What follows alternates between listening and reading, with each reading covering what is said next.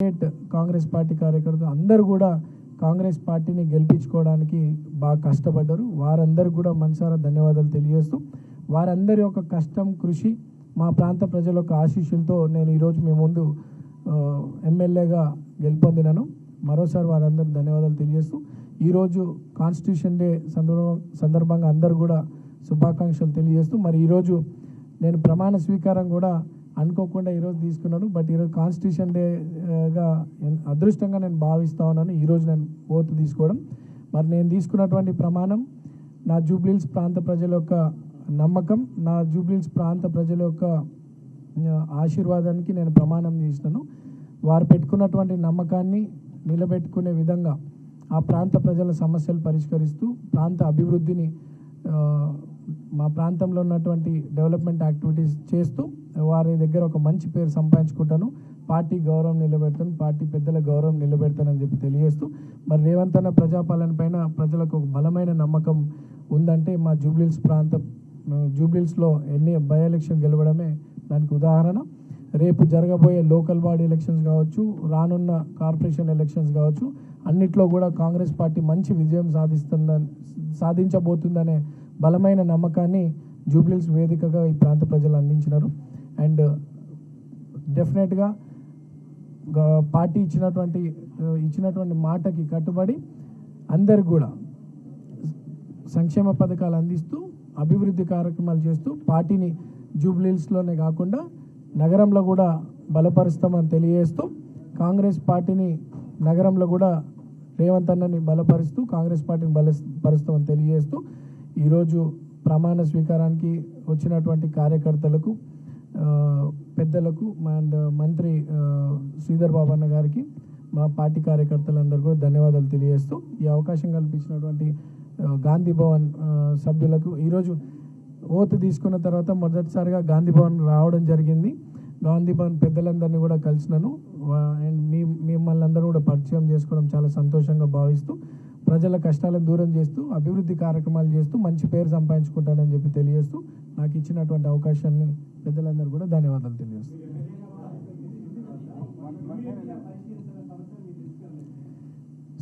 ఎమ్మెల్యేగా ఎన్నుకున్న తర్వాత మొన్న అంటే ఆఫ్టర్ 14th అండ్ ఇమీడియట్గా మేము అధికారులతో చర్చించడం జరిగింది. అండ్ ఈరోజు నేను అఫీషియల్గా కదా సో బట్ మన పొంగులేటి శ్రీనివాస్ గారు మినిస్టర్ సో మా దగ్గర ఒక గ్రేవ్ యార్డ్ ఇష్యూ ఉంది మైనార్టీకి సంబంధించి అధికారులను పిలిపించి పెద్దలు మంత్రివర్యుల సమక్షంలో అది చర్చించడం జరిగింది. దాని లీగల్ ప్రాసెస్ చూస్తూ ఉన్నారు. ఎటువంటి ఇబ్బందులు ఎవరికి కలగకుండా గ్రేవ్ యార్డ్ ఇష్యూని సాల్వ్ చేయాలని అదొకటి. అండ్ హైటెన్షన్ పోల్స్ ఎప్పటి నుండో మా ప్రాంతంలోనే దాదాపు 10,000 సంఖ్యలో జనాలు చనిపోయినారు. సో అది కూడా ముఖ్యమంత్రి గారి ఆదేశాలతో డిప్యూటీ సీఎం గారి ఆదేశాలతో ఆ వర్క్ కూడా జరుగుతూ ఉంది. అది కూడా అధికారులతో డిస్కషన్ జరిగింది. అండ్ కృష్ణానగర్కి సంబంధించినటువంటి నాలా ఇష్యూ కూడా వర్షం వచ్చినప్పుడు ఆ ప్రాంతం అంతా కూడా వరద బాగా వచ్చేస్తుంది. అది కూడా అధికారులతో మాట్లాడడం జరిగింది. అండ్ ఫ్రమ్ టుడే టుమారో అందరు అధికారులతో మాట్లాడి ఇచ్చినటువంటి వాగ్దానాలన్నీ కూడా నెరవేరుస్తాం. అండ్ ఎన్టీ రామారావు గారి స్టాచ్యూ ఒకటి అండ్ పి జనార్దన్ రెడ్డి గారి స్టాచ్యూ విషయంలో కూడా ఆ కమ్యూనిటీ పెద్దలతో మాట్లాడడం జరిగింది. అది కూడా వీలైనంత తొందరలో నెరవేరుస్తామని చెప్పి తెలియజేస్తూ ఆ ప్రాంతంలో ఇంకా అనేక సమస్యలు ఉన్నాయి, అవన్నీ కూడా ఒక్కొక్కటిగా నెరవేరుస్తామని చెప్పి తెలియజేయడం జరుగుతుంది.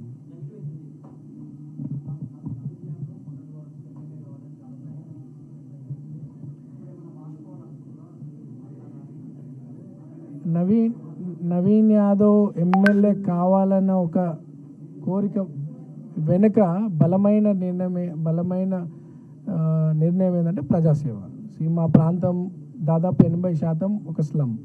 సో ఆ ప్రాంత ప్రజలకి అండగా ఉండాలనే ఒక కోరికతో నేను అధికారికంగా ఒక నాయకుడిని కావాలనేది ఉండే. అండ్ నేను చిన్న వయసులో 29 ఏళ్ళ వయసులోనే నేను ఎంఐఎం పార్టీ నుండి పోటీ చేసినప్పుడు చాలామంది ప్రజలు irrespective of caste, community, reason and religion అందరూ కూడా నాకు పెద్ద ఎత్తున సపోర్ట్ చేయడం జరిగింది. ఆ రోజు 2nd ప్లేస్ వచ్చినాను. సో నాకు ప్రజల్లో మా కుటుంబం పట్ల గౌరవం, రిలేషన్షిప్, మా నాయకత్వం మీద నమ్మకం ఉందని నేను ఆ రోజు నుండి కూడా నిరంతరం పబ్లిక్లోనే ఉంటున్నాను. ఈరోజు ప్రజల ఆశీస్సులు, కాంగ్రెస్ పార్టీ పెద్దల ఆశీస్సులు, రేవంత్ అన్న బ్లెస్సింగ్స్తో ఈరోజు గెలవడం జరిగింది. అండ్ ముందు ఎట్లయితే నేను ప్రజలతో అంటే ఇర్రెస్పెక్ట్ ఆఫ్ క్యాస్ట్ ఎట్లయితే అందరితో కలిసిమెలిసి ఉన్నానో అట్లనే భవిష్యత్తులో కూడా ఉంటా. ఈరోజు నాకు ప్రజలు ఒక పెద్ద బాధ్యత, పార్టీ ఒక పెద్ద బాధ్యత ఇచ్చింది. సమస్యలను పరిష్కరిస్తూ ముందు కూడా అట్లనే అందరితో మంచి అందరికీ రెస్పెక్ట్ ఇస్తూ సమస్యలు పరిష్కరిస్తూ ఎమ్మెల్యే హోదా వచ్చినప్పుడు కూడా అట్లనే పబ్లిక్కి కలిసిమెలిసి ఉంటాను చెప్తాను.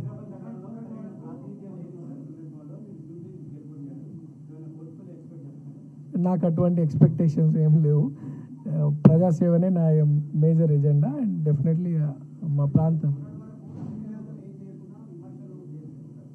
ఏం చేయకుండా అంటే okay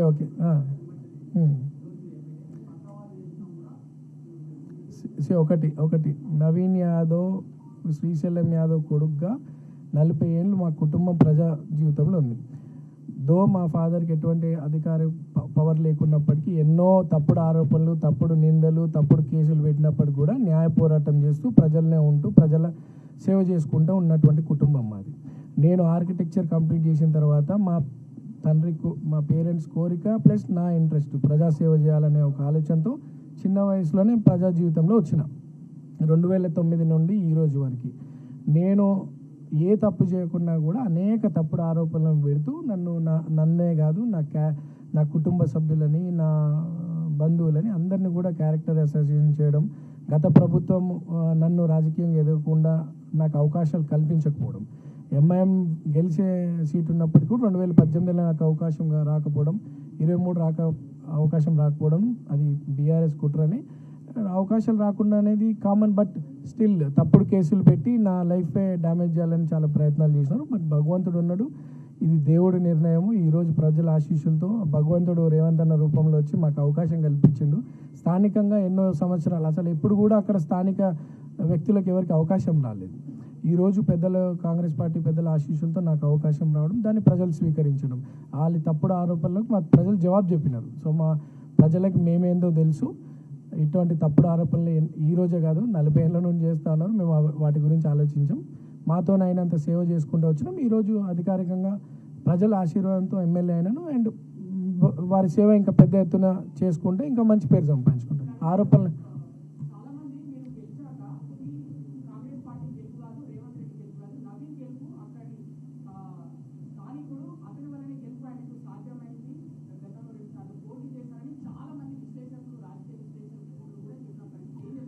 Naveen Yadav is from Congress.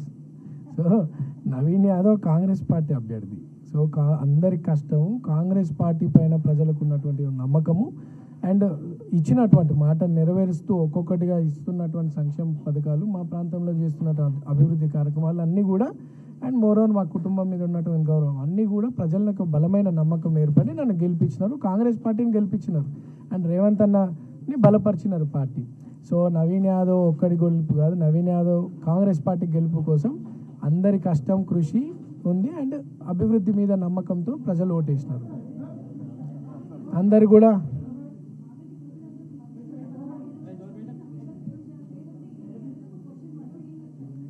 Election is election, దానికి బై ఎలక్షన్ జనరల్ ఎలక్షన్ అనేది తేడా ఉండదు కదా. ఒకటి గోపీనాథ్ గారు చనిపోకపోయినా జూబ్లీహిల్స్లో బై ఎలక్షన్ వచ్చేది, అది చాలామందికి తెలియదు. And there was a case pending and almost అది ఫైనల్ జడ్జిమెంట్కి వచ్చే సమయంలో తన కాలం చేయడం జరిగింది. ఒకవేళ గోపీనాథ్ గారు బ్రతుకున్నా జూబ్లీహిల్స్లో బై ఎలక్షన్ వచ్చేది and case was pending at high court. So నేను అది కేసు క్లోజ్ చేయడం వల్ల తను చనిపోయినాడు కాబట్టి కేసు క్లోజ్ చేసినాం, లేకపోతే election commission was party in it. So ఎలక్షనే జరిగేది కాదు. క్లోజ్ అవ్వడం వల్ల ఎలక్షన్ కమిషన్కి ఆ మెసేజ్ పోవడం, అక్కడ నుండి సెంట్రల్ ఎలక్షన్ కమిషన్ మెసేజ్ పోవడం, ఎలక్షన్ రావడం. ఎలక్షన్ అనేది